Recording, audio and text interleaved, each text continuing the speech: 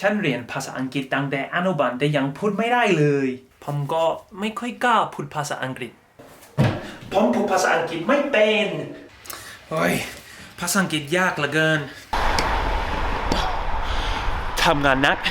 ไม่เคยฆ่าคนสวัสดีครับผม Paddy ในรายการ Thai Talk with Paddy. Some of those expressions were some of the most common things that people used to tell me when I was in Thailand, and it always made me want to ask why. Why, in comparison to so many of their other Southeast Asian neighbours, does Thailand have such a low level of English? So, about 6 months ago, I actually went out and asked Thai people this exact question. ถ้าเปรียบเทียบประเทศไทยกับประเทศในเอเชียตะวันออกเฉียงใต้นะแบบฟิลิปปินส์แบบมาเลเซียทำ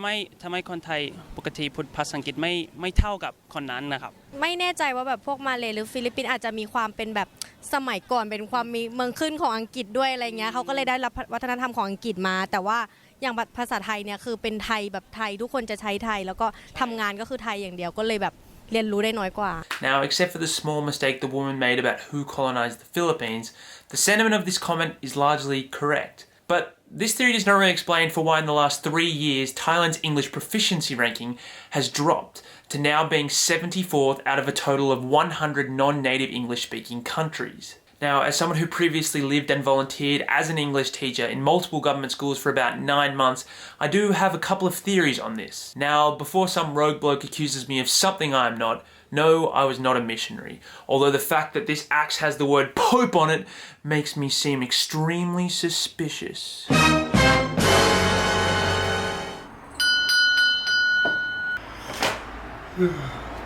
Hello.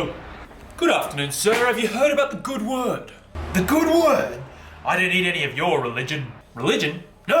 I was talking about the Macquarie Dictionary. แล้วสิ่งแรกที่อยากจะบอกทุกคนก็คือผมไม่ได้พูดถึงว่าคนไทยทุกคนพูดภาษาอังกฤษไม่ได้เพราะว่าอันนี้ไม่ใช่เป็นความจริงมีเพื่อนหลายคนที่พูดภาษาอังกฤษชัดมากแค่อยากบอกว่าเวลาที่ผมอยู่ที่ประเทศไทยคนส่วนใหญ่ที่ผมได้พบพูดภาษาอังกฤษแบบ conversation ไม่ค่อยได้เลยสิ่งที่สองนะครับก็คือผมอยากให้กำลังใจ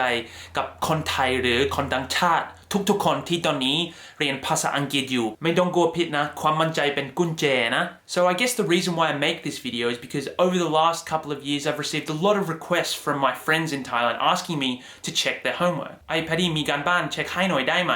And to be honest I always love doing it and watching their English progress but what I do not really like seeing is when they send me the homework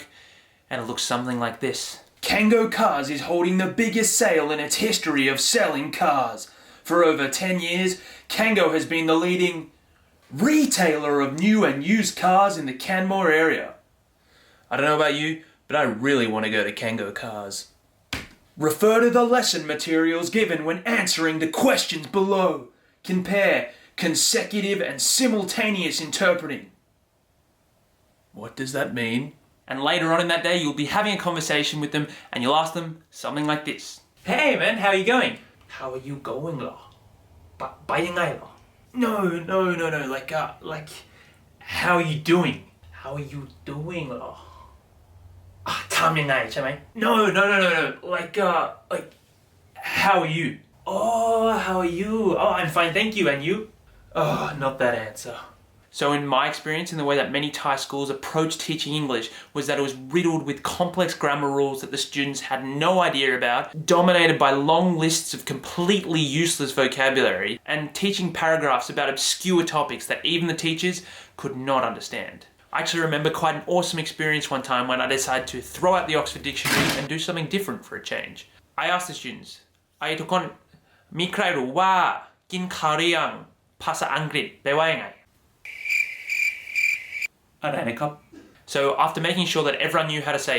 have you eaten yet, I challenged my students that day to, if they saw me at lunch, make sure to come up to me and ask me that exact question. On that same day, at around lunchtime, about 15 people came up to me and asked me, had I eaten yet? What did I eat? And how did it taste? So finally, they were using their English in a practical manner, not these government-enforced textbooks that were teaching them 10 steps on how to cook the most crispy French croissant. But this inability to make language practical and functional in everyday life is a problem not exclusive to Thailand. Take here in Australia, for example. In high school, I studied German.